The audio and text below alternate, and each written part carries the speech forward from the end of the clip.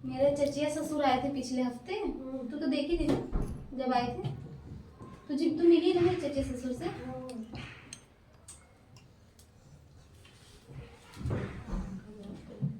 चचिया ससुर आए थे पिछले हफ्ते। तो जब आए थे तो मैंने उनका खूब स्वागत, पानी, खाना पीना सब कुछ किया, जो उनको चाहिए था सब कुछ दिया। हाँ, अब वो भाई मेरे जो स्वागत से वो कुछ ज़्यादा ही इम्प्रेस्ड हो गए। खिलाया पिलाया मैंने उनको हर चीज़, वो कुछ ज़्यादा ही खुश हो गए। ठीक है, अब वो बोलने लगे, अब फरमाइश करने लगे, ये बना के लाओ, वो बना के लाओ, ऐसा करो वैसा करो। तो तुझे पता है मुझे खाना बनाने में कोई टेंशन नहीं रहता, मैं तुरंत बना लेती हूँ। तो उनको मैं हर एक चीज़ व्यंजन मतलब जो जो वो बोलते थे सब कुछ मैं उनको बना के खिलाती थी। घर के करेले भी बनाते। हाँ, तो ये तुम बहुत अच्छा बना देती हो। Thank you. फिर उसके बाद अब एक दिन मैं ना नहा रही थी बाथरूम में। मैं बाथरूम में नहा रही थी तो वो बेडरूम में बैठे थे, तो चेंज करने के लिए मैं बाथरूम से बाहर चली आई। मैं टॉवेल लपेट के मैं बाथरूम से बाहर चली आई। मुझे एकदम फ्री हो के, वहाँ गीला गीला रहता है, कपड़े भी गीले हो जाते हैं, इसलिए मैं बाथरूम से बाहर आके बैठी। बाहर आके बैठी तो पता है मैंने क्या देखा कि कोई मेरा फ़ोन चला रहा था। हाँ, वही चचिया ससुर मेरा फ़ोन चला रहे थे। तो अब मुझे देख के बाथरूम से वो अचानक से निकल आए बाहर। अचानक से बाहर निकला और मैं टॉवेल में थी। सुनना, मैं टॉवेल में थी, हड़बड़ाहट, टॉवेल संभालने के चक्कर में मेरा टॉवेल नीचे गिर गया पूरा। और तब में कुछ नहीं। और वो मेरा चचिया ससुर नीचे से ऊपर, अरे एक इंसान होता है अपनी आंखें बंद कर लेता है बहू को देख के, वो मुझे नीचे से ऊपर तक देख रहा था, देखते ही जा रहा था। हाँ, चचिया ससुर रे। हाँ, वही चाचा ससुर। हाँ, वो मुझे देखते ही जा रहा था, देखते ही जा रहा था, देखते ही जा रहा था। फिर उसके बाद ये हुआ कि मैं जल्दी जल्दी उठी और मतलब अपने आप को संभाला, और फिर मैंने जल्दी जल्दी टॉवेल अपने फिर से लपेट लिया।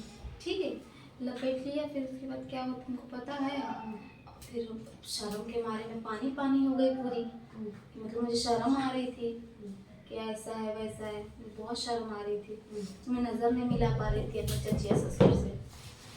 फिर उसके बाद मैंने उनको खाना देने गई तो उन्होंने डायरेक्ट मेरा हाथ ही पकड़ लिया। हाँ, उसका मन ही गंदा है। मेरा हाथ पकड़ लिया। फिर उसके बाद मैं बोली क्या कर रहे हैं आप ससुर जी, छोड़िए मेरा हाथ, मुझे बहुत दर्द हो रहा है, ये वो मैंने बोला, लेकिन मेरा हाथ ही छोड़ो। मेरे को हाथ खींच के मेरे को बिस्तर में पटक दिया। हाँ, बिस्तर में पटक दिया। फिर उसके बाद मतलब ऐसे ही थोड़ा ज़बरदस्ती टाइप का वो मेरे पास आने लगे। फिर मैं उनको कैसे ना कैसे करके धक्का दिया। फिर मैंने बोला आपको शर्म नहीं आती कि आप मेरे साथ ऐसा कर रहे हैं? अरे कुछ तो शर्म कीजिए ससुर जी। आप भले ही मेरे चचिया ससुर है, लेकिन मैंने आपको अपने ससुर से कम नहीं समझा। हाँ, आप ये सब कुछ क्या कर रहे हैं मेरे साथ में? मैंने फ़ौरन उनका सामान पैक किया और उनको कहा यहाँ से चले जाइए, नहीं तो मैं अभी के अभी अपने हस्बैंड को फ़ोन करके बुलाऊंगी और पुलिस केस भी तुम्हारे ऊपर होगा, तुमको घसीट के यहाँ से भगाएंगे।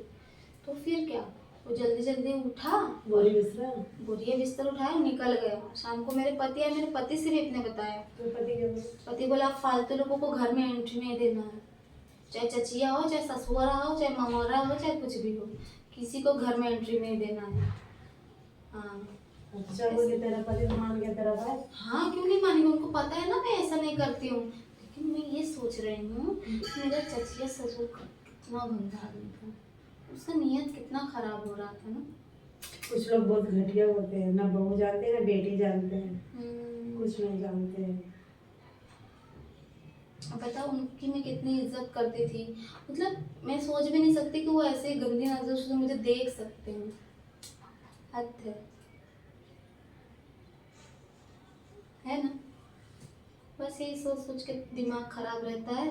अभी भी सोचती हूँ ना तो मुझे चिढ़ मचती है, गुस्सा आता है कि कोई ऐसे कैसे कर सकता है किसी के साथ में। सच बात है। क्या हुआ, तू क्यों इतना सोच में डूब कुछ गई? नहीं, ऐसे ही तुम्हारी बातें सुन रही थी कि ऐसा नहीं करना चाहिए। देखो दो बेटी में क्या है।